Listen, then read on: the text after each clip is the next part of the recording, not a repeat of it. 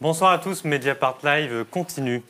Désengagement des États-Unis de l'accord nucléaire avec l'Iran, frappe israélienne contre les positions iraniennes en Syrie et des dizaines de Palestiniens tués à Gaza par l'armée israélienne. Plus que jamais, le Moyen-Orient est en proie aux rivalités entre États, aux répressions contre les peuples, et rien n'est arrangé par les choix erratiques de la diplomatie de Donald Trump. Pour prendre le temps de comprendre et d'en parler ce soir sur Mediapart, nous recevons 4 invités. Pour commencer, Manaz Shirali,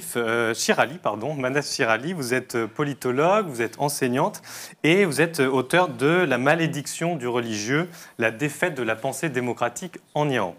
Nous recevons aussi Leïla Serra. Vous êtes chercheuse en sciences politiques, spécialiste du conflit israélo-palestinien et en particulier du Hamas.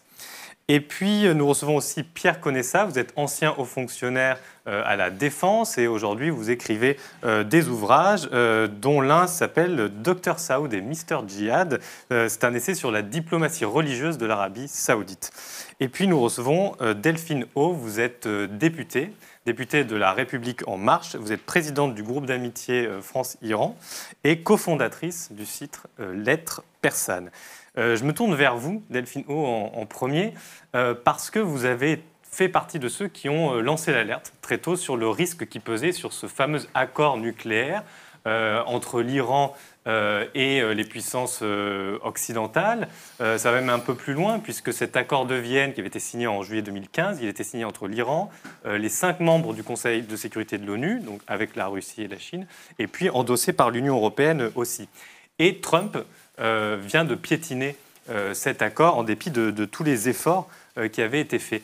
La première question, c'est pourquoi les Européens et la France ont échoué à faire renoncer Trump à cette décision?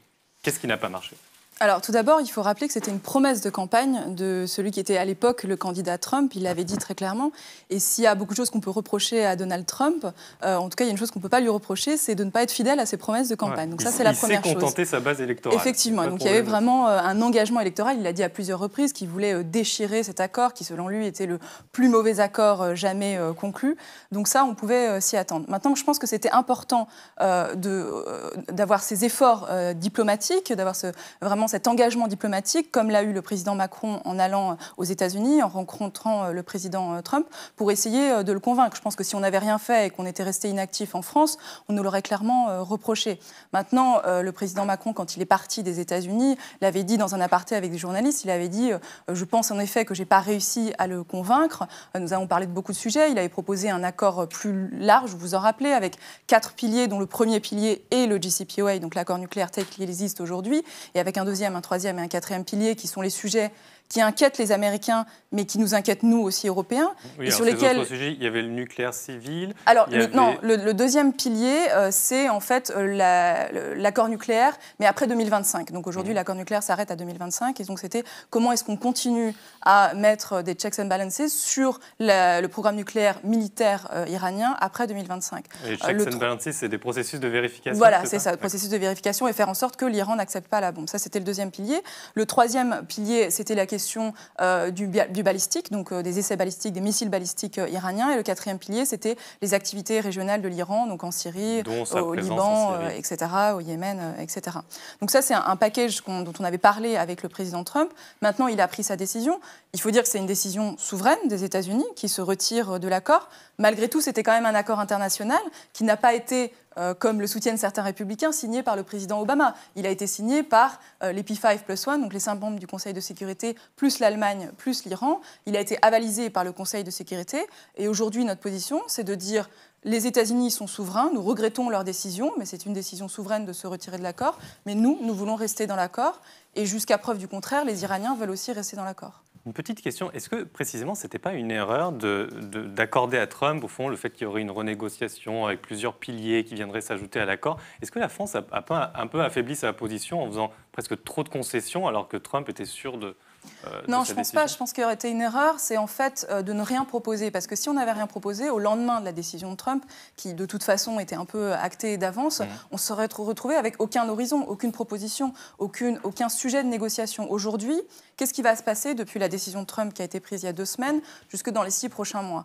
On continue les négociations dans le format E3, c'est-à-dire la France, la Grande-Bretagne et les Allemands, avec les Iraniens, puis avec les Russes et les Chinois, qui eux aussi restent signataires de l'accord. Donc on continue d'un côté avec l'Iran pour faire en sorte que cet accord ait encore du sens, mais à côté de ça, on continue aussi une négociation avec les Américains sur les 3 autres piliers que je décrivais tout à l'heure. Et ce qui serait une erreur, c'est aussi de dire que ces 3 autres piliers, on vient de les découvrir. Ça fait déjà un certain nombre de mois, notamment, enfin moi je sais depuis que j'ai été élue députée, depuis que Emmanuel Macron a été élu, que nous discutons avec les Iraniens de ces sujets. Nous discutons de la Syrie, nous discutons du Liban, nous discutons du Yémen. Aujourd'hui, il y a des négociations des E3 avec l'Iran sur le Yémen. E3 pour les gens qui nous écoutent. Donc c'est la France, le Royaume-Uni et l'Allemagne. Donc c'est les 3 puissances les plus importantes aujourd'hui en Europe qui avaient été signataires de l'accord et moteurs sur l'accord. Aujourd'hui, ils sont moteurs sur le Yémen, même si on n'a pas encore de résultats. Donc on continue ces négociations et je pense que c'était important de dire qu'on est aussi inquiet sur les autres sujets, de montrer aux Américains que nous ne sommes pas naïfs par rapport à ces sujets-là. C'est ce que vous êtes allé faire, c'est pas un secret, vous avez fait un voyage tout récemment aux États-Unis. Vous avez rencontré beaucoup de gens, oui. Pas seulement au Congrès, mais aussi à la Maison-Blanche, au département d'État. C'était quoi l'objet de ces conversations ?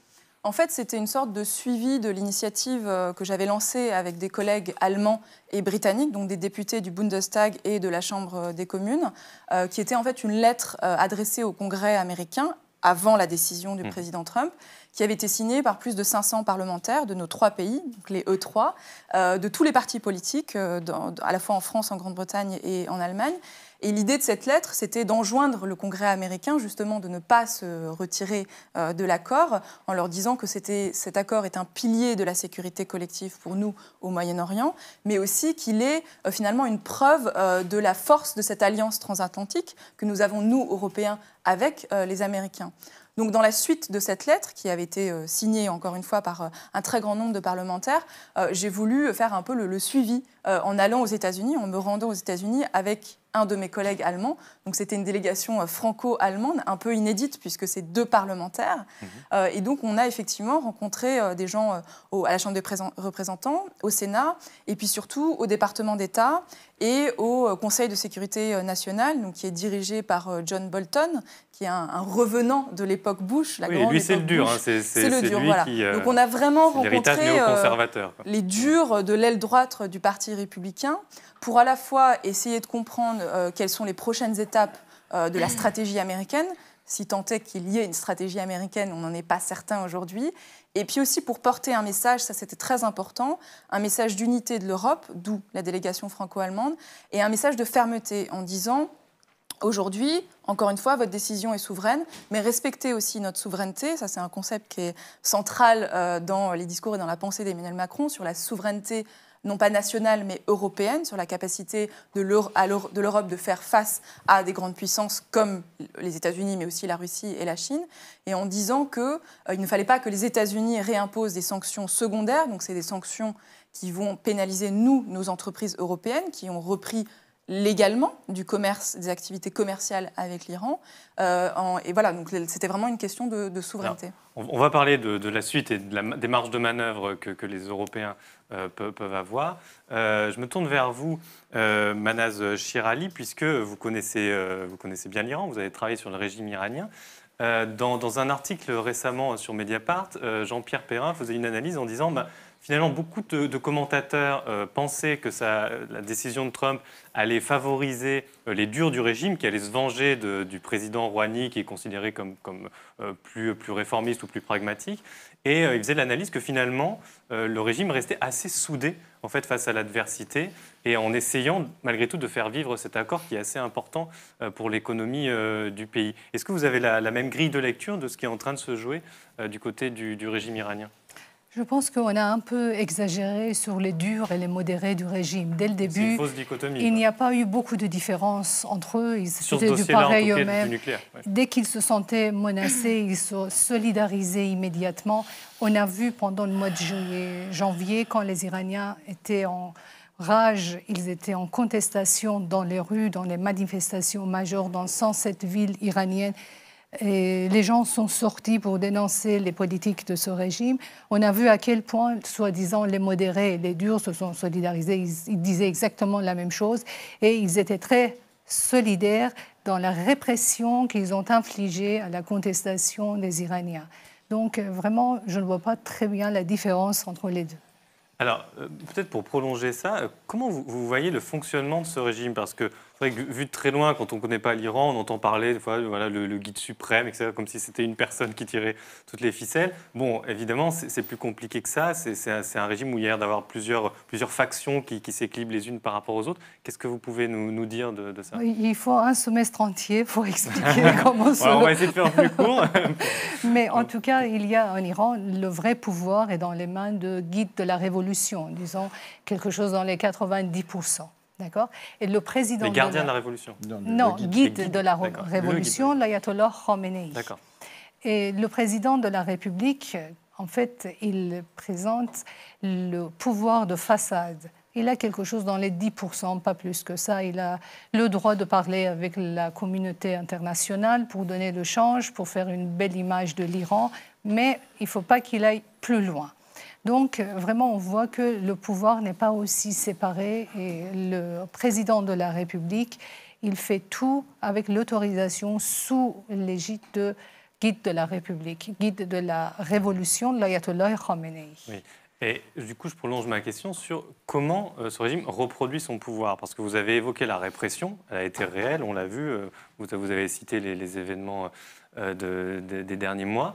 Est-ce qu'il n'y a que de la répression ou est-ce que quand même il n'y a pas d'autres mécanismes idéologiques, matériels, par lesquels les élites dirigeantes iraniennes reproduisent un socle de légitimité, même si celui-ci s'effrite? Enfin, je pense qu'aujourd'hui, après 40 ans de la République islamique, le mot légitimité n'a pas beaucoup de sens. C'est-à-dire que quand la plupart des Iraniens ont appauvri à ce point-là, quand la société iranienne est appauvrie, quand pendant 4 siècles, toute voix dissidente a été réprimée, et surtout après la guerre, on a trouvé que la légitimité vraiment est très très fragile. Mais aujourd'hui, parler de la légitimité, c'est vraiment, je pense franchement que c'est un peu dépassé. C'est-à-dire que c'est un régime qui n'a pas beaucoup de légitimité auprès des Iraniens, on l'a vu. Et on l'a vu aussi à la suite du retrait de Donald Trump de l'accord de 2015. Les Iraniens ne se sont pas solidarisés, il n'y a pas eu de manifestation de colère. Ça s'est passé vraiment d'une manière très calme. Bon, les Iraniens sont inquiets, bien sûr, parce que l'avenir est noir maintenant. Avec les sanctions, ça n'est pas du tout quelque chose de facile à vivre pour tout le monde. Mais le fait est que l'accord lui-même, en 2015, n'a rien apporté. Les gens attendaient beaucoup de choses, attendaient l'amélioration de niveau de vie en Iran. Ils attendaient que ce régime s'intéresse un tant soit peu aux intérêts nationaux de ce pays, alors que ce n'était pas le cas. Tout l'argent qu'on n'a pas véritablement compris combien c'était, ils n'ont jamais jugé digne de donner le bilan au peuple iranien. On sait que c'était quelque chose dans les 160 milliards aux 200 milliards de dollars, mais personne n'a jamais su le montant exact. Alors donc, cet argent, on ne l'a pas vu en Iran. Le niveau de vie des Iraniens, le pouvoir d'achat des Iraniens n'a pas augmenté. C'est la raison pour laquelle les Iraniens étaient vraiment en rage quand en janvier, ils sont sortis dans les rues, ils ont dénoncé les politiques néfastes de la République islamique. Alors on a vu à quel point ce régime a perdu sa légitimité et son assise populaire. Delphino, vous vouliez réagir à cette analyse. Je ne suis pas vraiment d'accord avec vous sur l'analyse de la légitimité, mais on va pas revenir sur effectivement 40 ans de République islamique. Je voulais juste dire 2 points. Je pense que moi, ce que j'ai vu, j'étais en Iran au moment de la conclusion de l'accord, j'y vais en Iran, et on a vu, alors c'est vrai qu'on n'a pas vu d'explosion de colère au moment de la décision de Trump. Je pense que malheureusement, simplement, les gens étaient vraiment désespérés et résignés. En revanche, ce qu'on a vu, c'est au moment de la décision, au moment de la signature de l'accord, en juillet 2015, on a vu des explosions de joie. Évidemment. On a partout tous dansé dans les rues de Téhéran. Et dans toutes les rues de j'étais partout. ravie. J'ai dansé avec les autres, on était mais ravis. Parce qu'on attendait beaucoup de choses de cet accord et rien n'a changé. Oui, mais alors, cet accord, on ne lui a jamais donné la chance d'exister, puisque moins d'1 an, donc c'est signature juillet 2015, Implementation Day, donc c'est le jour où ça commence à être mis en œuvre début 2016, novembre 2016, Donald Trump est élu, sachant qu'on commence à savoir qui va gagner et qui passe son temps à dire de toute façon, si j'arrive au pouvoir, cet accord, je vais jeter à la poubelle. Donc dès l'élection de Donald Trump, de toute façon, l'impact économique attendu, pour les entreprises européennes comme pour l'Iran, est annulé de facto, puisque les entreprises n'investissent plus. Donc en fait, cet accord, on lui a reproché beaucoup de choses, mais on lui a jamais donné une réelle chance d'exister et de faire ses preuves. Donc il y a eu des très mauvaises décisions, il y a des très mauvaises décisions économiques qui sont prises par le gouvernement iranien, ça on ne peut pas le nier, mais je pense que le fait que les retombées de l'accord n'aient pas été vues n'ait pas été ressenti par le peuple iranien, c'est pas tellement le fait du gouvernement iranien. Pour le coup, là, c'est vraiment le gouvernement américain. C'est quand même 200 milliards de dollars qui ont été débloqués par les États-Unis. C'était la richesse de l'Iran qui a été débloquée. Et l'Iran n'a jamais vu, en fait... Ne dites pas un chiffre pareil, c'est pas vrai. Les sanctions n'ont jamais été levées par les États-Unis. Les sanctions datent de 1979. Je ne parle pas des sanctions, je parle de ce que les Iraniens eux-mêmes ont déclaré. Il n'y a pas eu de déblocage de l'argent par les Américains. Vous ne pouvez pas dire une chose pareille. Les Américains ont joué pour le retard dans l'application de la levée des sanctions pour une raison assez simple, c'est que justement depuis 1979, il n'y avait plus d'affaires américaines en Iran. Prenez le cas de l'aéronautique. Ils ont attendu que Boeing puisse signer un accord pour vendre des Boeing en Iran pour que Airbus puisse livrer les pièces détachées qui était utile pour toute la flotte iranienne qui était équipée d'Airbus. Vous savez qu'il y a eu des avions qui se sont cassés la figure avec des passagers civils dessus parce que l'embargo couvrait même les pièces détachées d'avions. Donc ne dites pas qu'il y a eu 200 milliards Non, ce n'est pas moi qui le dis. En fait, c'est l'argent qui a été débloqué. Mais d'où tenez-vous cette information? C'est pas vrai. Il n'a pas été débloqué. C'est marqué dans les accords, dans tous les documents que les Iraniens ont publiés. Cela dit, ils n'ont jamais donné le montant exact. C'était dans l'accord que chaque mois, 250... C'était dans l'accord que Trump vient de déchirer. Vous pensez bien qu'entre-temps, ils n'ont pas débloqué les 200 milliards, ça, bien entendu. Écoutez, non, ne dites pas une chose pareille. Les Américains n'ont jamais... En tout cas, les contrats honteux que les Iraniens ont signés avec les consortiums gaziers et pétroliers, y compris Total en France, étaient l'une des raisons pour laquelle les Iraniens n'étaient absolument pas contents de l'accord de 2015. Le contrat que le consortium géant chinois et français ont signé avec l'Iran, 51% Total, 30% les Chinois et 19% l'Iran. Cet accord a ramené vraiment l'histoire de British Petroleum en 1950 en Iran, que tout le peuple iranien s'est opposé à ce contrat parce que c'était quelque chose semblable, un peu mieux parce que l'Iran à l'époque avait 20%. Alors qu'aujourd'hui, avec ce contrat honteux... Avant Total, il n'y avait rien. Il n'y a pas d'exploitation du champ minier. En tout cas, c'était beaucoup plus... Il n'y a aucune retombée. Ce n'est pas après... La technologie a tellement évolué que vous ne pouvez pas prétendre qu'aujourd'hui... Non, de toute façon, le pétrole iranien est en mesure d'exploiter... La République islamique aurait dû mieux négocier. 19%, c'est un Non mais madame, ne réglez pas honteux. vos comptes avec la République islamique. On n'est pas sur ce sujet-là. On est sur un sujet C'est la raison pour laquelle les Iraniens n'ont pas apprécié cet accord. C'est la raison pour laquelle le retrait de président Trump de cet accord n'a pas gêné les Iraniens outre mesure. La seule chose que les Iraniens demandent aujourd'hui, c'est un État qui tient compte d'abord des droits fondamentaux des Iraniens en Iran, des droits de l'homme en Iran, et ça n'a jamais été dans l'accord de 2015. C'est la raison encore pour laquelle cet accord de 2015 n'était pas un bon accord. Et on souhaite aujourd'hui que la communauté internationale entre dans les nouvelles négociations avec l'Iran.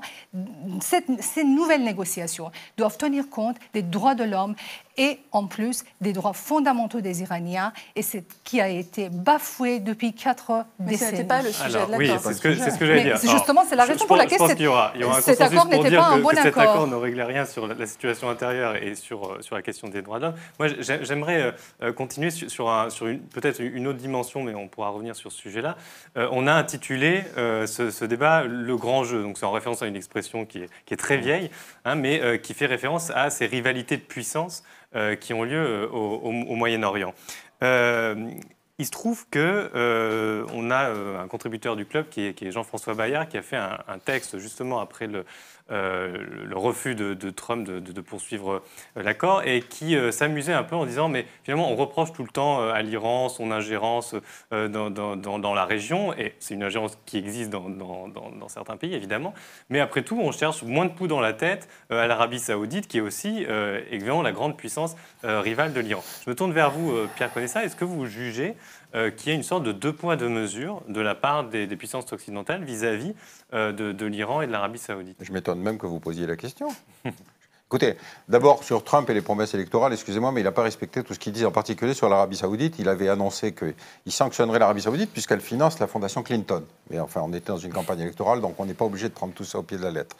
Ensuite, la deuxième chose, c'est que les sanctions existent sur l'Iran de la part des États-Unis depuis 1979, depuis la prise d'otage de l'ambassade. Hein. C'est quand même un pays qui a été largement mis sous pression.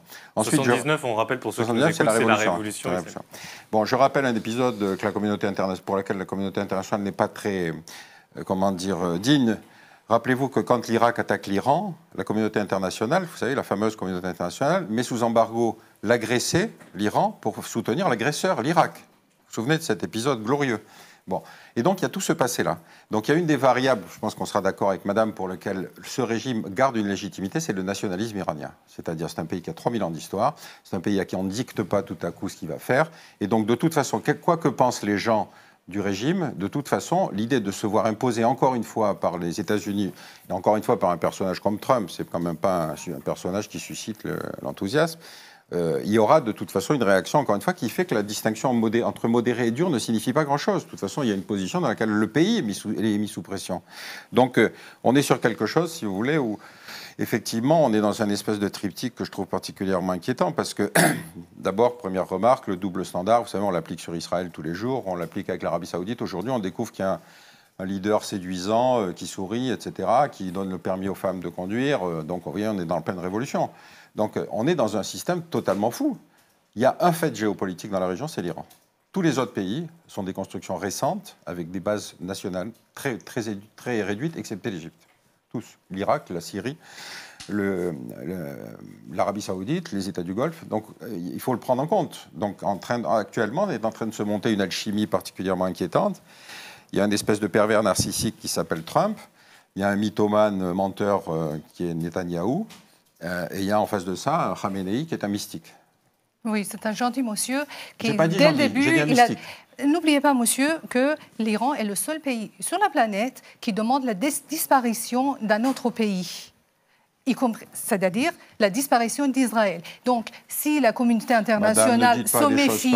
Écoutez, l'Arabie Saoudite, jusqu'à ces derniers mois, était pour la disparition d'Israël. Il n'a jamais dit aussi clairement, il n'a jamais dit qu'Israël doit disparaître de la même façon que les Iraniens, que les dirigeants iraniens. Je suis désolé, ça fait 40 ans. Tous les pays arabes étaient pour la disparition d'Israël. Le seul qui n'ait jamais combattu Israël, c'est effectivement l'Arabie Saoudite, pour une raison très simple, c'est qu'en 1967, ils ont envoyé une brigade qui est arrivée trop tard, c'est la guerre de 6 jours. L'Iran est le seul pays qui crie partout qu'Israël doit disparaître et que le chemin de la révolution islamique passe Intéressez-vous aux pays arabes, madame, vous devriez élargir votre cercle. Par le Beit el-Moqaddas. C'est le seul pays qui dit ça. Moi, je n'ai pas entendu. C'est vrai, les conservateurs arabes, ils étaient toujours contre Israël, on le sait. Ça, c'est banal. Ça, c'est même pas nécessaire de le dire. On le sait.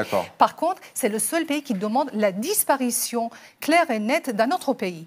En tout cas, ce qui est intéressant, c'est ce réalignement justement entre Arabie Saoudite, Israël et États-Unis, cette nouvelle axe aujourd'hui, avec des réactions de l'Arabie Saoudite, de Bahreïn, etc., qui sont assez étonnantes vu leur position antérieure sur ce qui se passe en Israël et à Gaza. On va y venir, c'est-à-dire qu'il y a un personnage qui a été nommé, qui est Netanyahou, le Premier ministre israélien, qui a été assez encouragé par toutes les décisions de Trump. Alors, on casse l'accord avec l'Iran, juste après, il y a les frappes israéliennes contre des positions en Syrie.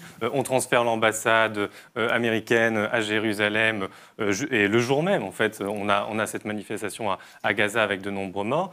Je me tourne vers vous, Leïla Serra. Donc, vous avez travaillé beaucoup sur le Hamas, qui, il se trouve, a des liens avec d'autres puissances, dont l'Iran. Et le Hamas a été accusé par Netanyahou, c'est-à-dire que parmi toutes les victimes de la répression de Gaza, le pouvoir israélien a dit de toute façon c'était des gens du Hamas, ce qui est très contesté. On avait Elias Sandbar la semaine dernière sur ce plateau qui disait c'est pas très crédible. Quel bilan vous tirez d'abord avec le recul de ce qui s'est passé à Gaza, et est-ce que ces liens Iran-Hamas, ça compte encore aujourd'hui dans ce qui se joue dans le pays? Je crois qu'il faut déconnecter les liens entre l'Iran et le Hamas de ce qui se passe à Gaza aujourd'hui. Il est clair que l'Iran est une puissance qui soutient le Hamas depuis au moins la fin des années 80, le début des années 90. avec un double contexte qui était celui justement de la première guerre du Golfe, puisque l'OLP avait soutenu l'Irak de Saddam Hussein, et également le contexte du début des années 90, avec le début du processus de paix, les accords de Madrid, les accords d'Oslo, qui ont conduit l'Iran finalement à changer de partenaire en Palestine, à ne plus soutenir l'OLP pour soutenir finalement le Hamas. Mais il faut bien noter aussi que l'Iran ne soutenait pas uniquement le Hamas, mais d'autres acteurs islamistes palestiniens comme le djihad islamique. Ensuite, l'Iran a continué de soutenir le Hamas et ce soutien s'est accentué notamment après la victoire du Hamas aux élections législatives de 2006, puisque à la suite de cette victoire, le Hamas a été boycotté et donc n'a pas pu former un gouvernement, le gouvernement de palestinien après 2006, à la suite de sa victoire. Et pour survivre, donc pour pouvoir faire en sorte que ce gouvernement fonctionne, payer le salaire de ses fonctionnaires, seule la République islamique d'Iran était prête à financer le salaire de ses fonctionnaires. Donc l'Iran a été un véritable soutien inconditionnel et très important pour le Hamas, à partir de 2006 et également à partir de 2007, après la prise du pouvoir par la force par le Hamas dans la bande de Gaza. Il y a eu ensuite une petite période où les Iraniens se sont fâchés puisque le Hamas a décidé finalement, dans la crise syrienne, de ne pas soutenir Bachar al-Assad. Donc le manque de soutien du Hamas, qui a fermé ses bureaux à Damas, etc., qui s'est complètement désolidarisé de Bachar el-Assad pour un temps, a conduit les Iraniens finalement à baisser leur soutien matériel pour un temps. On ne sait pas vraiment si ça a duré 3 à 6 mois, etc. Mais on sait aujourd'hui que ce soutien a été rétabli. Alors, en ce qui concerne la marche du retour, on a aujourd'hui donc 118 morts depuis 6 semaines de mobilisation. Donc des mobilisations sans précédent, qui évidemment ont été tout au long de ces 6 semaines décrites par le discours israélien comme un mouvement orchestré par le Hamas. Donc évidemment, il faut ici essayer de contextualiser, de comprendre ce qui se passe, d'essayer de justement faire la part des choses, d'essayer de comprendre pourquoi, d'autant que les dernières déclarations du Hamas elle-même alimente cette propagande israélienne, puisque le Hamas, par la bouche de l'un de ses représentants, a déclaré justement le 14 mai dernier, au moment de ces très grosses mobilisations, le jour de déplacement. Ce qui s'est passé. Ce monsieur a déclaré que 50 des 62 victimes de la journée du 14 mai étaient affiliées à la branche armée du Hamas. Alors évidemment, ces discours alimentent cette propagande israélienne et il s'agit d'essayer de comprendre quel est le lien entre le Hamas et la Grande Marche du Retour. En réalité, il faut comprendre que d'abord, cette revendication n'a pas été prise en compte par le bureau politique du mouvement, alors même que le 30 mars, le premier jour des mobilisations, le Hamas avait également fait le même type de revendication, déclarant que 5 des 12 morts étaient des membres de la branche armée, avait même publié sur son site la photo de ces jeunes qui étaient morts pendant la manifestation en tenue militaire. Et justement, ça avait provoqué des critiques, etc. à Gaza. On disait que le Hamas était en train de faire couler la marche. Donc justement, le Hamas avait été très critiqué le 30 mars et n'a pas du tout reproduit la même erreur le 14. Alors qu'est-ce qui s'est passé le 14 ? D'abord, le 14 mai, c'est ces fameuses 50 victimes appartenant au Hamas, c'est un dirigeant du Hamas qui l'a déclaré et non pas le bureau politique du mouvement. Donc déjà, on ne peut pas du tout dire que le Hamas revendique officiellement ces 50 morts, c'est faux. Deuxièmement, je crois qu'il faut aussi essayer d'inscrire cette revendication dans un contexte de lutte interpalestinienne. Pas seulement entre le Fatah et le Hamas, mais de compétition politique à Gaza. À Gaza, il n'y a pas uniquement le Fatah et le Hamas. Il y a le Hamas qui domine la bande de Gaza, mais il y a une multitude de factions palestiniennes qui, chacune, tentent de revendiquer des victimes. Voilà, donc le Hamas, quand le Hamas dit on a 50 morts, le djihad islamique à côté dit nous on a 3 morts, et le Fatah dit nous on a 30% de victimes qui font partie de nos rangs. Mais alors quand les autres factions palestiniennes qui le revendiquent, personne n'en parle. En tout cas, ce n'est pas du tout des informations qui sont relayées dans la presse internationale. Donc je crois que c'est quand même aussi important de souligner cet aspect. Et enfin, ce qui me semble aussi important de dire, c'est que cette déclaration du ce fameux représentant du Hamas, Salah Bardawil, qui a dit bon, on a 50 morts qui appartiennent au rang du Hamas, finalement, il faut la lire également dans le contexte. Vous savez, Ismaël Haniyeh, donc le chef du bureau politique, s'est rendu au Caire pour discuter avec les Égyptiens du futur de la marche du retour. Les Égyptiens essaient de négocier pour que cette marche cesse et que finalement la situation revienne au statu quo ante. Évidemment, le Hamas a été critiqué a été accusé en fait, Ismaël Haniyeh, à son retour du Caire, a été accusé d'avoir vendu la marche. Les autres factions palestiniennes ont dit le Hamas a vendu la grande marche du retour au Caire. Il a fait pour des petites concessions. Voilà, il va décider peut-être, parce qu'évidemment le Hamas domine la bande de Gaza, donc s'il veut par la force décider de mettre un terme à cette marche, il peut le faire. Mais il a été critiqué à la suite de cette visite, et c'est donc dans ce contexte qu'il faut aussi lire cette déclaration, au sens où Salah Bardawil a essayé de dire « mais comment voulez-vous que le Hamas vende la marche du retour alors qu'on a des jeunes qui sont morts dans nos rangs ?» Donc je pense qu'il faut comme ça essayer de remettre les choses à leur place, d'essayer de contextualiser les déclarations des uns et des autres, parce que finalement, sinon, on ne comprend rien. Il suffit de dire « Ah, bah vous voyez, c'est le Hamas qui le dit, donc c'est vrai ». Ça, c'est ce que Netanyahou a dit. Et pour la première fois, Netanyahou a dit « Vous voyez, pour une fois, je suis d'accord avec le Hamas ». C'est quand même un peu grotesque. Ce n'est pas parce que le Hamas dit qu'ils ont 50 victimes que c'est vrai. Il faut comprendre qui le dit. Est-ce que c'est revendiqué par le bureau politique ou pas? Pourquoi ce monsieur-là a déclaré ces 50 victimes? Et surtout, est-ce que c'est vrai? Parce que si vous essayez de comprendre à Gaza ce qui se passe, des journalistes qui sont allés justement dans les funérailles de ces 50 ou 62 victimes de la journée du 14 mai n'ont pas vu un seul drapeau du Hamas. En fait, ces chiffres ont été largement amplifiés pour des raisons claires. Chacun essaye de tirer vers lui le plus de... Voilà, considérer que finalement, il fait activement partie de cette marche. Alors, précisément, c'est-à-dire qu'il n'y avait pas ces drapeaux. On a l'impression, en tout cas, c'est ce qu'écrit dans Mediapart Thomas Cantaloube, qui a fait un parti pris sur le sujet, en disant, finalement, le mouvement palestinien passe un peu à un nouveau stade, une nouvelle stratégie, c'est-à-dire qu'il y a eu la violence armée, il y a eu ce que certains ont vécu par des compromissions, en fait, justement, du Fatah, de l'autorité palestinienne, et que maintenant... on a une forme de mélange entre non-violence, résistance passive, appel à la solidarité internationale et qui se retrouve d'ailleurs sans défense face à tout le monde et lâché un peu par toutes les chancelleries. Est-ce que c'est un peu votre grille de lecture de ce qui se passe dans le mouvement palestinien actuellement, où tous les partis, y compris le Hamas, semblent avoir perdu de la crédibilité aux yeux de la population, et notamment les plus jeunes? Alors ça, il est clair que tous les partis ont perdu de leur crédibilité aux yeux de la population. Mais alors là, encore une fois, il faut essayer de préciser mouvement civil et factions politiques, parce qu'on a dit aussi largement, ce mouvement est déconnecté des factions politiques. C'est pas vrai du tout. Ce mouvement n'est pas déconnecté des factions politiques, et à l'inverse de ce qu'on a pu voir dans les printemps arabes, en Égypte ou en Tunisie, où il y a une vraie spontanéité, en tout cas dans les premiers jours des mobilisations, où finalement on ne voyait pas du tout des partis traditionnels s'organiser. Là, à Gaza, ce n'est pas du tout le cas. À Gaza, c'est une initiative d'abord au tout début. L'idée de cette grande marche, c'était une idée qui avait été... qui venait plutôt d'un universitaire de la gauche palestinienne qui avait justement souligné cette initiative ou cette potentialité de, dans l'avenir, construire quelque chose qui serait de l'ordre d'une grande marche pacifique.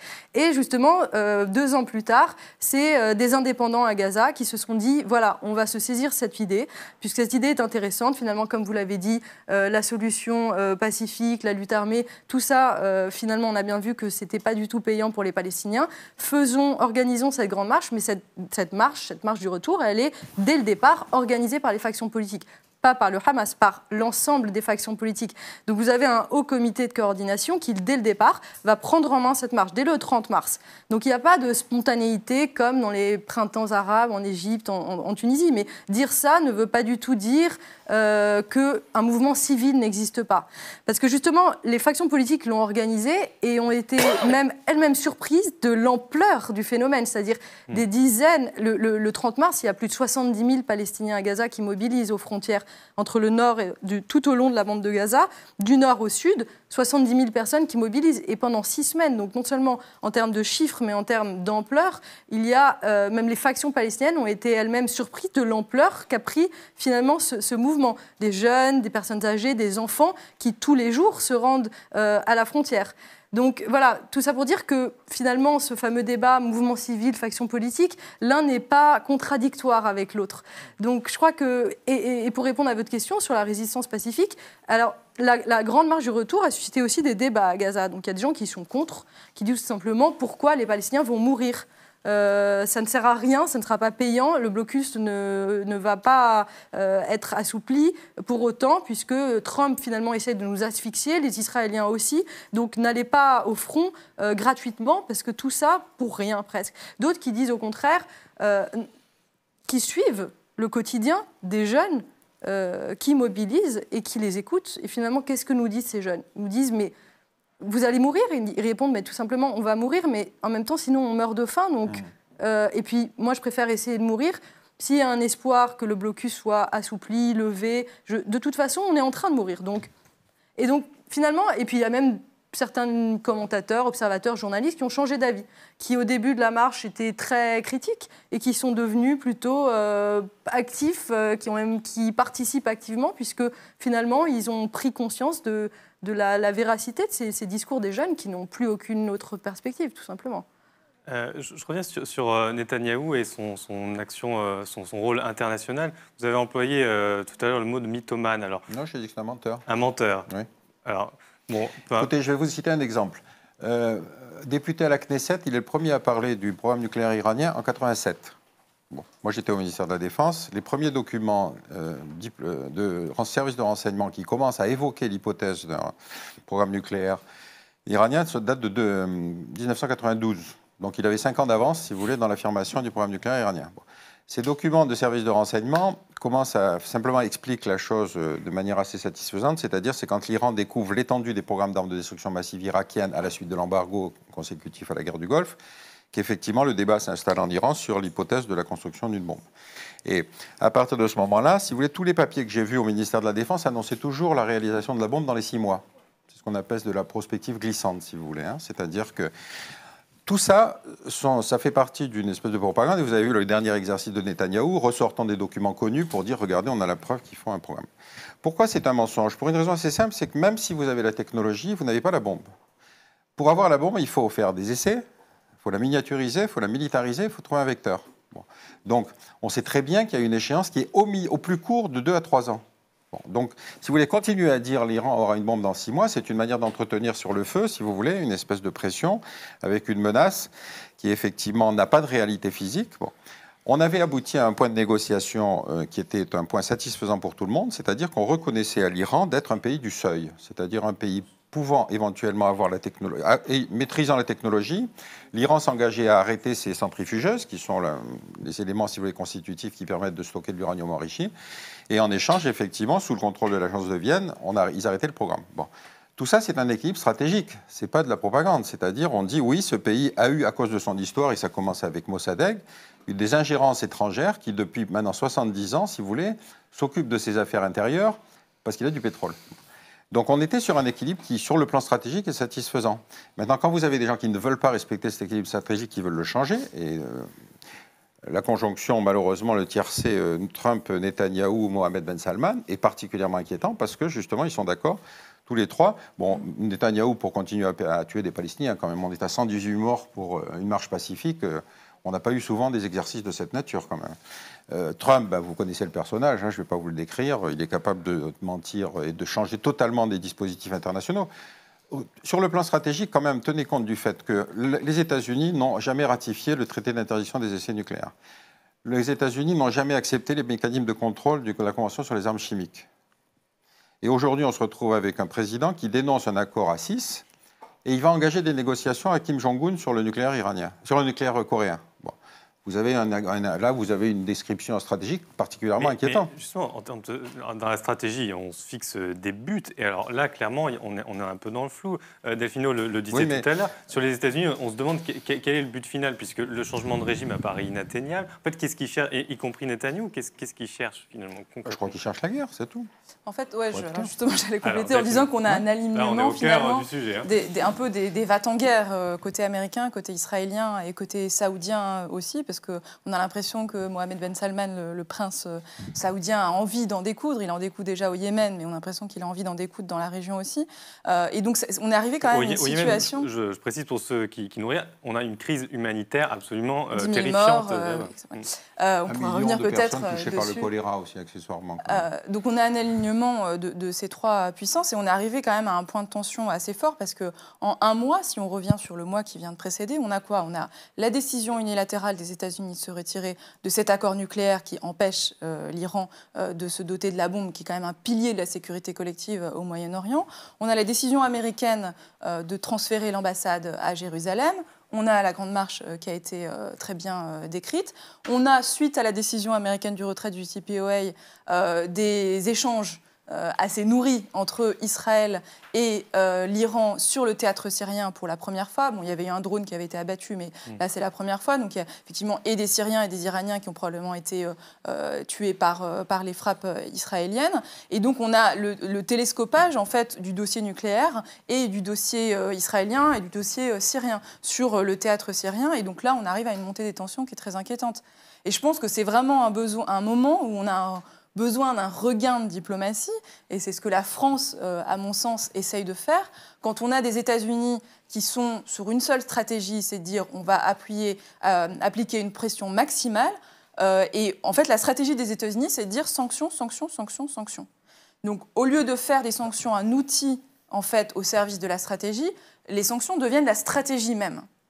Alors qu'en fait, si on regarde un peu l'histoire de l'utilisation des sanctions, les sanctions sont utiles quand elles sont combinées à de la diplomatie. C'est ce qu'on a fait pour le JCPOA et pour l'accord nucléaire iranien. Pendant 12 ans, on a négocié, mais en même temps, on a imposé des sanctions à juste titre sur le gouvernement iranien. Et là, le problème, c'est qu'on a une divergence de stratégie où nous, on est fidèles aussi à notre héritage diplomatique en disant, avec les Européens, évidemment, on va continuer à utiliser la carotte et le bâton. Donc le bâton, parce que aussi il y a des sanctions qu'il faut peut-être remettre sur la question du balistique et la Syrie, mais en même temps, il faut continuer de engage, comme disent les Américains, donc continuer à parler, à négocier avec les Iraniens, parce que sinon, on n'arrivera à rien, et sur le balistique, et sur la Syrie, mais on peut pas et sur le nucléaire, et aussi sur le Yémen. Négocier sur quoi? Alors, à continuer la négociation sur quoi? Ça fait longtemps qu'on a des conversations sur l'interprétation juridique de ce à quoi les Iraniens ont droit en termes de missiles balistiques, sur la vente de missiles à des acteurs non étatiques, effectivement, comme le Hamas, le Hezbollah et les Houthis aujourd'hui au Yémen. Sur la Syrie, ça fait longtemps qu'on a des conversations. Évidemment, les conversations ne produisent pas des résultats immédiatement. Et c'est le problème des États-Unis qui disent, voilà, on n'a pas eu des résultats immédiatement. Mais la diplomatie, c'est une entreprise de longue haleine. Alors, on va revenir point par point sur justement cette dimension prospective de que peuvent faire les diplomaties de chaque puissance dans cet environnement-là qu'on vient d'écrire. Je me retourne vers vous, Manal Shirali, sur justement la stratégie du pouvoir iranien. C'est-à-dire que maintenant qu'il est mis au pied du mur, que les sanctions, ça va recommencer, que les Européens vont être mis sous pression pour arrêter tout investissement dans le pays, donc avec cette crise économique qui s'avance, eux, qu'est-ce qu'ils vont pouvoir faire ? Certains craignent que du coup ils fassent de la provocation, qu'ils disent du coup le nucléaire on va essayer d'y arriver. Certains pensent que tout simplement le régime va être pris à la gorge. Voilà, quelle est leur marge de manœuvre? De toute façon, ils ne peuvent pas entrer en guerre avec les États-Unis ou avec Israël, ça c'est clair. L'Iran n'a pas la capacité de se lancer dans une nouvelle guerre. Il est déjà embarqué dans 4 guerres dans la région. Alors les 4, c'est lesquelles? C'est avec Hezbollah contre Israël, avec la Syrie, il défend bec et ongle Bachar Assad, il défend les Houthis, et en Irak, il continue à financer les groupes extrémistes qui n'ont pas obtenu déjà, ce qui est une très très bonne nouvelle. Vous parlez ou des groupes islamistes? Non, monsieur, je parle de Hashd el-Sha'bi. Oui, mais je veux dire, vous êtes là dans un jeu politique irakien. Vous me laissez terminer, s'il vous plaît? Oui, mais enfin, n'inventez pas des termes qui n'existent pas. Non, je vous en prie. Alors donc, le fait est que l'Iran n'a absolument pas la capacité d'entrer dans une nouvelle guerre. Le fait est que les caisses d'État sont vides. Le fait est que le retrait de Donald Trump est quelque chose de très bénéfique pour les Iraniens, dans le sens où le régime s'affaiblit. Et plus le régime s'affaiblit, les Iraniens sont contents. La preuve, c'est que mois de janvier, dans 107 villes iraniennes, tout le monde était dehors et il acclamait à bas le guide de la révolution. pas dans pour cette ça. ville iranienne. Sans cette ville Et les manifestations iranienne. se Je suis désolée, lisez un petit peu les journaux. Donc, il y avait des revendications légitimes. Et d'ailleurs, depuis le mois de janvier, je tiens à vous informer, madame, que les manifestations n'ont pas cessé. Il n'y a pas un jour que les Iraniens ne sortent pas dans les villes, dans différentes villes de ce pays, alors que si les médias en France ne veulent pas transmettre les messages, les infos ou les nouvelles, ça c'est un autre problème. Cela dit, on est branché avec les médias sur les différentes chaînes internationales, donc on sait ce qui se passe. Quand on veut savoir, on sait ce qui se passe. Donc, pour revenir à votre question... En gros, pour que les choses soient claires, pour vous, en fait, tout ce qui se passe est une bonne nouvelle, puisque finalement, ça peut atteindre un changement de régime. Tout ce qui affaiblit la République islamique, tout ce qui affaiblit le régime actuel, c'est une bonne chose pour l'écrasante majorité des Iraniens. Mais je voulais retourner...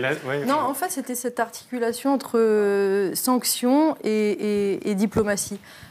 Je ne sais pas si c'est forcément comme ça qu'il faut voir les choses. En tout cas, il est clair que les sanctions n'ont jamais conduit des dirigeants politiques à céder le pouvoir, et surtout pas dans des régimes autoritaires. Oui. Donc, oui, c'est ça. En fait, à la limite, historique pour le. Mais à la limite, l'Irak, l'Iran, et c'est ce que justement l'administration américaine, le Quartet et les pays arabes avec Israël ont tenté de faire à Gaza, c'est-à-dire imposer des sanctions au Hamas. C'était une manière de dire aux Gazaouis, on va asphyxier vos dirigeants. Et puis ensuite, vous lâcherez vos dirigeants. Mais comment dans un... Contraire, évidemment, ça peut... Mais si comment l'histoire de l'Iran... On laisse finir Leïla Serraj. Comment voulez-vous que dans un cadre autoritaire, cela se produise? Dans un cadre autoritaire, la population n'a pas les moyens de, par les urnes, passer et changer de direction politique. On ne change pas de gouvernement comme ça. Alors en Afrique du Sud, par exemple, les sanctions, elles ont été payantes, parce que les sanctions, elles se sont imposées à qui? Elles se sont imposées au régime qui était dominé par les Blancs et qui finalement était un régime, bon, certes, qui privilégiait les Blancs, mais qui était une forme de démocratie. Pas démocratie au sens évidemment propre du terme, mais au sens de structure politique. Donc, évidemment, ça a pu marcher, les sanctions ont été payantes. Finalement, l'apartheid aussi a été aboli à la suite de ces sanctions, mais c'est un peu le seul exemple qu'on a. Dans tous les autres régimes, que ce soit en Irak, en Iran ou ailleurs, les sanctions n'ont mené à rien. Oui, mais l'histoire du clergé chiite pendant 5-6 siècles a toujours montré, depuis le XVIe siècle, que le clergé chiite s'est mis en place, s'est instauré, jusqu'au jour d'aujourd'hui. Chaque fois, le clergé s'est trouvé en face des gens qui tenaient la parole, qui étaient forts, il cédait, il se résignait. C'est la raison pour laquelle l'Iran est venu à la table de négociation il y a 10 ans. Et là, maintenant, ce qui montre, l'Iran a montré et réagi d'une manière très calme face au retrait de Donald Trump.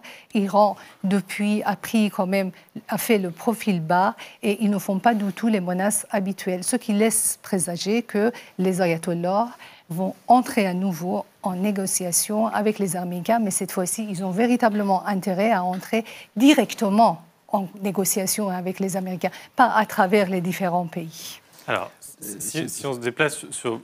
J'aimerais juste pour terminer sur les sanctions, quand même. Pour le moment, les sanctions ne sont appliquées que par les États-Unis. Hein. N'oubliez pas quand même qu'il y a 5 autres pays qui n'ont pas de raison d'appliquer les sanctions, en particulier la Russie et la Chine, quand même. Voilà, ma question. Et quand vous allez effectivement en Iran, vous voyez bien que la présence des pays asiatiques est fréquente dans tous les domaines de la vie quotidienne, c'est-à-dire que plus personne n'applique les sanctions.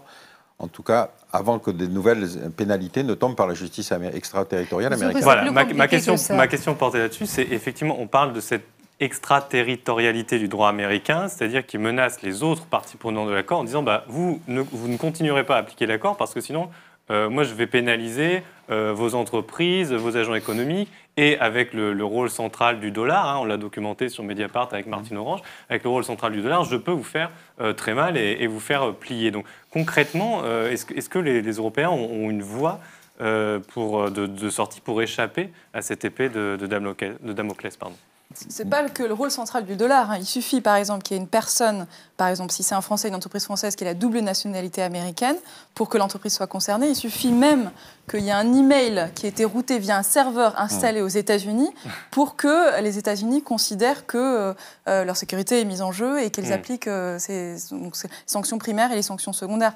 Là, c'est vraiment, effectivement, on a une fenêtre de 6 mois, puisque les États-Unis ont dit les entreprises européennes, russes et chinoises ont 180 jours, donc donc 6 mois jusqu'au 4 novembre, pour en fait réduire leurs activités économiques commerciales avec l'Iran jusqu'à 0. Au bout de 6 mois, le 4 novembre, les sanctions secondaires s'appliquent de nouveau. Donc on a une fenêtre de 6 mois, nous, Européens, quand je dis nous, c'est vraiment pas seulement les Français, mais avec les Européens à la fois dans le cadre du E3, donc les Allemands, les Britanniques et puis l'Union européenne, pour arriver en fait à la fois à inventer ou réactiver des mécanismes de protection de nos entreprises, toujours au niveau français et au niveau européen, pour leur permettre en fait de créer une sorte de corridor sanitaire qui les imperméabilise par rapport à cette extraterritorialité américaine. Donc ça, c'est la partie protection, sauvegarde. Et puis la partie aussi négociation un peu dure. Et moi, c'est le message que j'ai essayé de passer à Washington en me disant n'allez pas contre notre souveraineté. Vous défendez vos intérêts, c'est votre droit, mais nous défendrons nos intérêts. C'est un discours qu'ils ont peu l'habitude d'entendre de la part des Européens, parce que les Américains, surtout les républicains, ont un peu tendance à se gausser des divisions de l'Union européenne, des 28. Donc ils ont l'impression que les Européens sont incapables de se mettre d'accord sur une nouvelle batterie de sanctions ou sur des représailles, peut-être même contre les États-Unis. Nous, on ne veut pas en arriver là.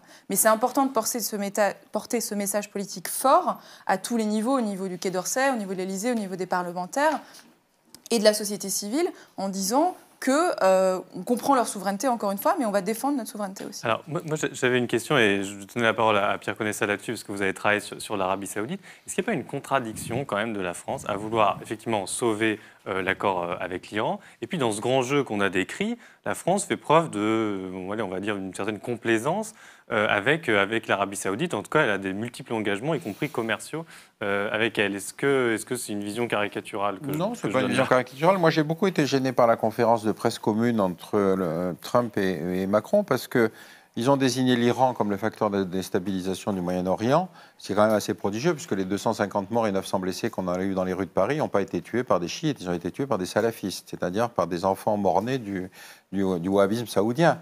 Donc on est sur quelque chose qui est de la schizophrénie absolue. Donc de ce côté-là, tout à l'heure je parlais seulement de menteurs et de mythomanes, là on peut rentrer dans la schizophrénie. Effectivement, le premier homme politique français qui commence à parler du salafisme pour parler des attentats en France et des problèmes de l'intégration de l'islam radical en France, c'est Valls après les attentats de Charlie. À ce moment-là, on commence à différencier l'islam et le salafisme. Mais jusqu'à maintenant, on ménageait complètement l'Arabie Saoudite. Et c'est le même Valls qui, ensuite, quelques mois après, va en Arabie Saoudite et dit qu'on a 10 milliards de contrats en instance de signature. Moi, je les connais, ces 10 milliards, puisque c'est depuis que j'étais au ministère de la Défense, il y a toujours eu 10 milliards en instance. C'est comme la prévision sur les 6 mois iraniens. Et donc, ça ressort à chaque déplacement. Mais effectivement, il y a des accords très importants. L'Arabie Saoudite est notre plus gros client en moyenne lycée, si vous voulez, dans le domaine de l'armement, depuis pratiquement une trentaine d'années. Donc effectivement, le problème, il se pose de manière très simple pour la France, c'est est-ce qu'on met un embargo sur les armes utilisées au Yémen? Vous voyez bien que la discussion n'a pas commencé aujourd'hui en France. Delphino, vous pouvez réagir là-dessus?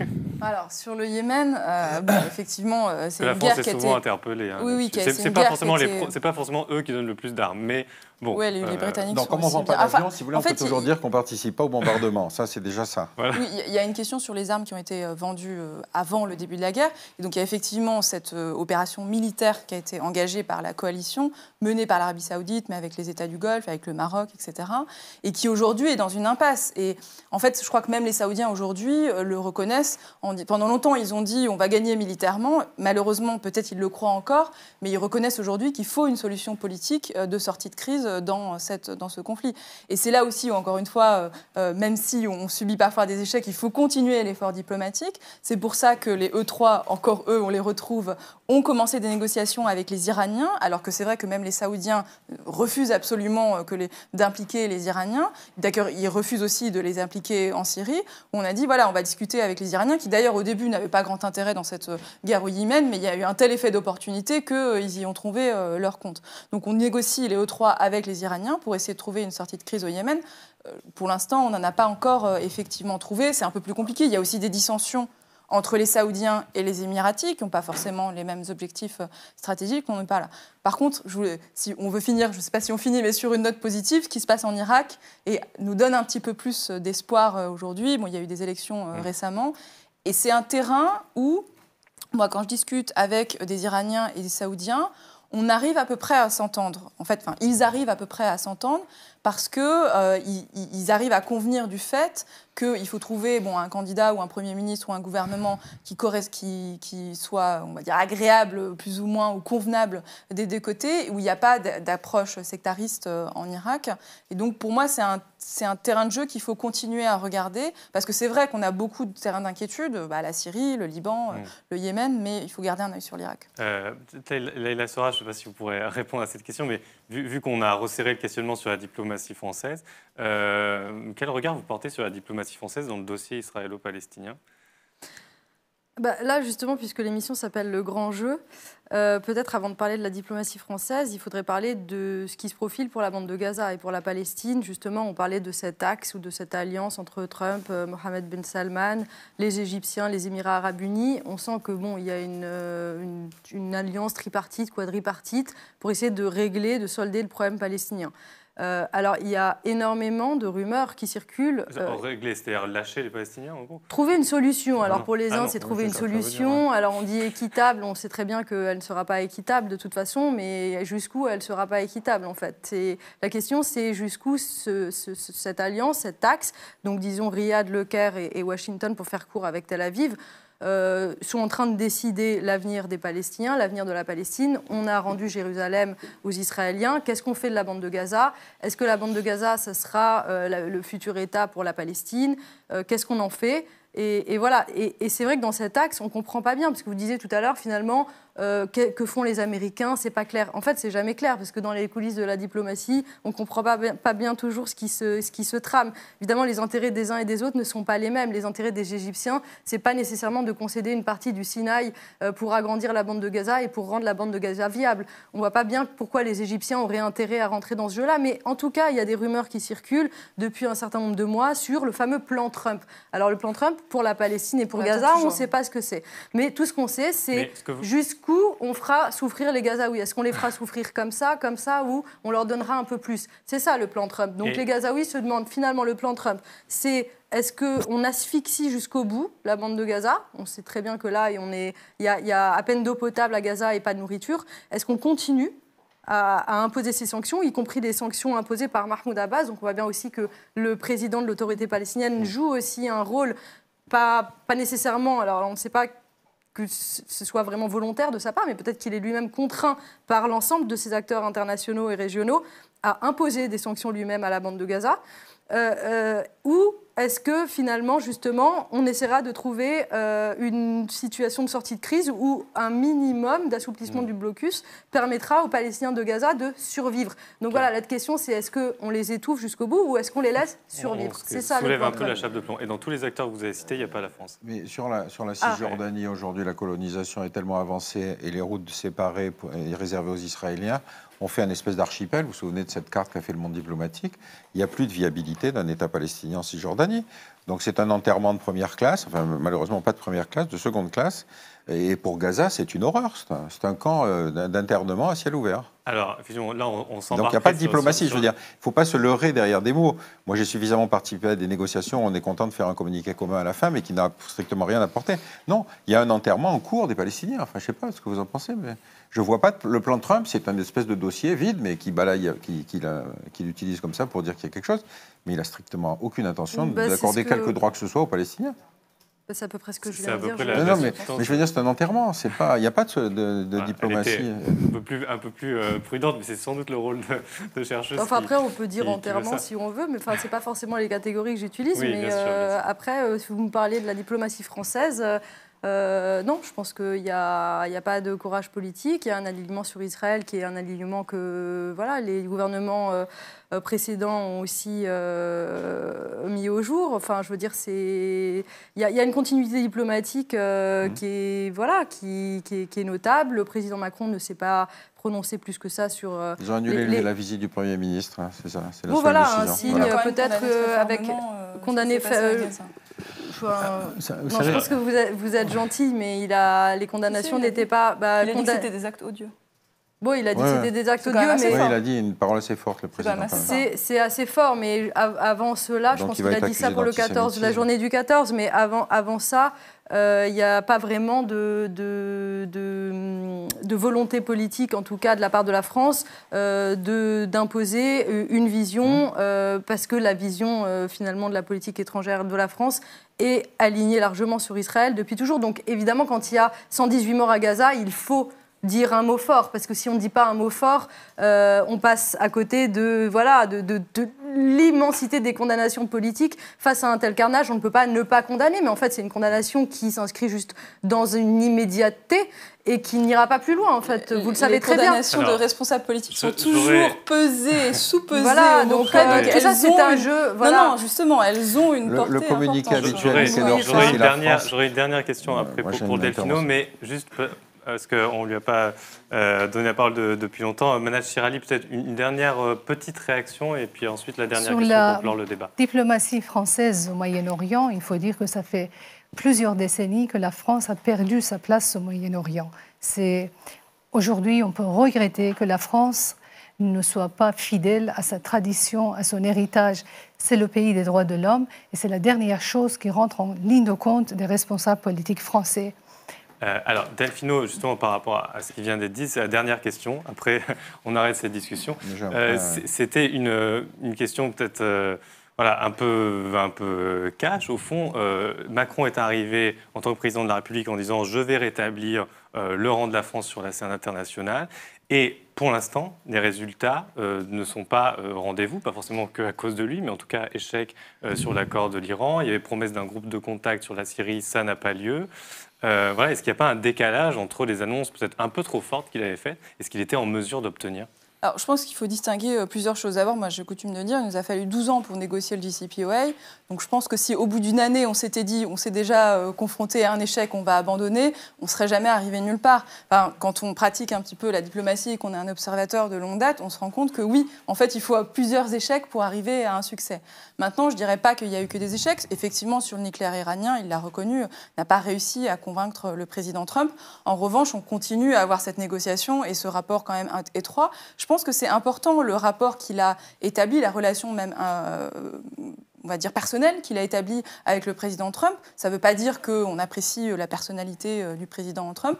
En revanche, et moi je le soutiens complètement là-dessus, je pense qu'il faut continuer de parler à tout le monde parce que ce n'est pas en adoptant justement une stratégie américaine ou en disant on met pression maximale, on fait simplement les sanctions et on espère qu'il va y avoir un changement de régime en Iran. Ça n'a jamais marché. Ça n'a pas marché en Irak, ça n'a marché nulle part, ça n'a pas marché en Libye non plus.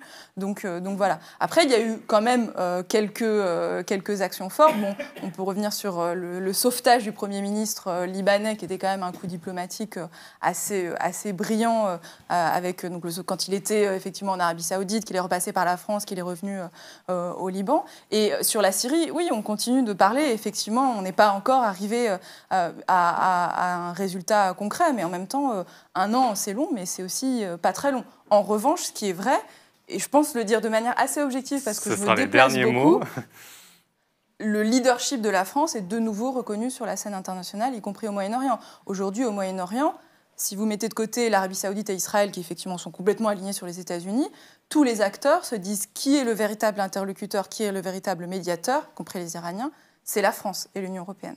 C'est bien vous qui le dites. Juste un mot. Non, je crois qu'on ne se méfie pas assez de la conjonction qui est au pouvoir aujourd'hui aux États-Unis, qui est un mélange de Carter et de Bush, c'est-à-dire vous avez les néoconservateurs qui reviennent, Bolton en fait partie, et vous avez autour de Trump, un conseil évangélique qui s'est constitué, parmi lesquels vous avez un certain nombre de téléprédicateurs qui, par exemple, ont qualifié Saddam Hussein de nouveau Nabucodonosor pour légitimer la guerre d'Irak, qui ont expliqué le déplacement de l'ambassade vers Jérusalem. Cette alchimie-là sont des gens avec qui on ne peut pas discuter. On ne peut pas discuter, ni avec les néoconservateurs, ni avec les évangéliques. Donc, bonne chance. Alors, j'ai discuté avec eux la semaine dernière. On va s'arrêter là.